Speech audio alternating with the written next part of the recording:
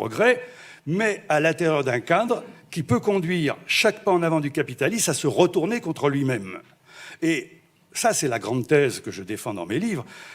Alors, il faudrait revenir aussi sur ce que j'appelle le libéralisme, mais la philosophie libérale est animée par une dynamique qui la conduit toujours à se retourner sur elle-même, quel que soit le plan.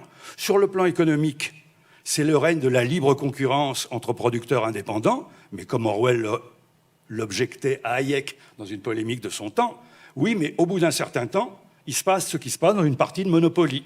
Au début d'une partie de Monopoly, vous êtes dans la configuration Adam Smith. Égalité des chances, tout le monde a le même droit d'acheter la rue de la Paix ou l'avenue Foch. Il n'y a aucune loi qui dit, en fonction de la couleur de votre peau ou de votre orientation sexuelle, vous n'avez pas le droit d'acheter l'avenue Foch ou la rue de la Paix. Mais quand vous repassez au bout d'une heure et demie, toutes les cartes ont été rebattues et on a assisté à la constitution de monopoles, de cartels, de gens qui sont déjà éliminés, d'autres qui n'ont plus que les gares, etc. Et le Monopoly, c'est une bonne description de la logique du capitalisme, à ceci près qu'au départ, l'héritage n'existe pas. C'est le capitalisme en moins pire.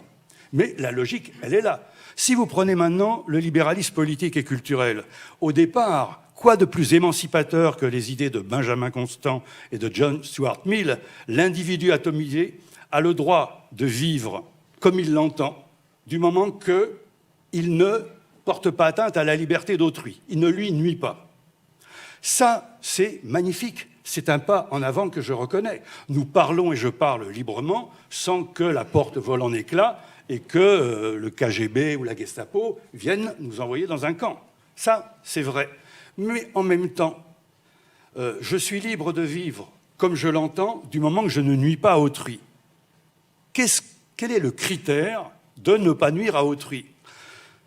Pour les premiers libéraux, il n'y avait pas de problème. Les sociétés étaient culturellement homogènes et on pouvait s'entendre à peu près sur ce qu'était la différence entre un enfant et un adulte, un homme et une femme, un fou et un homme sain d'esprit, et l'idée que ma liberté était modifiée par la liberté d'autrui, uniquement par elle. Si la liberté des autres est la seule limite à ma liberté, ça veut dire que rien, aucune critique de type moral, philosophique ou religieuse ne peut venir entraver mes désirs. J'agis mal si et seulement si, en agissant de manière que je crois être libre, je porte atteinte à la liberté d'autrui. Sauf qu'une fois que le capitalisme se développe et que les valeurs traditionnelles sont, comme dit Marx, noyées dans les eaux du calcul égoïste, les critères disparaissent et aujourd'hui, que veut dire nuire à autrui? Je voyais que l'autre jour, enfin il y a déjà un peu longtemps à Toulouse, un père de famille protestait parce qu'un clip publicitaire disait que tu crois au Père Noël, donc on sous-tendait que le Père Noël n'existait pas, c'était porter atteinte au droit, nuire à ceux qui pensent qu'il faut dire aux enfants que... Et vous connaissez bien la situation dans laquelle nous sommes. Je lisais hier qu'une association féministe en Angleterre vient de demander l'interdiction de La Belle au bois dormant de Walt Disney, parce qu'à un moment, le prince embrasse la belle qui dort depuis 100 ans. Or, comme elle dort, il est clair qu'elle ne donne pas son consentement et que le film de Walt Disney est un encouragement à la culture du viol. Et vous voyez bien ce que veut dire se retourner contre soi-même, terme hegelien et marxiste. Aujourd'hui, au nom même du développement de la liberté individuelle d'expression, de vivre comme on l'entend, on arrive au point de retournement, comme dans une courbe de Gauss, où cette logique va faire que de plus en plus, il faut surveiller ce qu'on dit, ce qu'on fait, etc.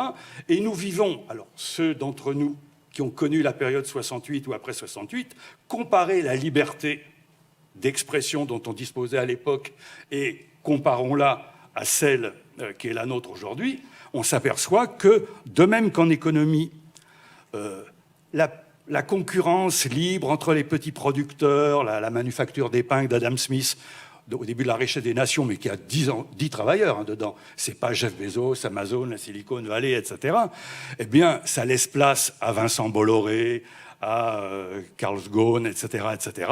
De même, cette liberté d'expression qui était le grand acquis de la culture libérale du XIXe siècle se retourne en son contraire et que nous rentrons dans un monde où la censure redevient omniprésente, mais sous des formes autres, voire hein, sous des formes de plus en plus puritaines et calvinistes. Hein. Et c'est ce point de retournement que je m'efforce de montrer dans la lignée, entre autres, de Marx, du moins du Capital de Marx.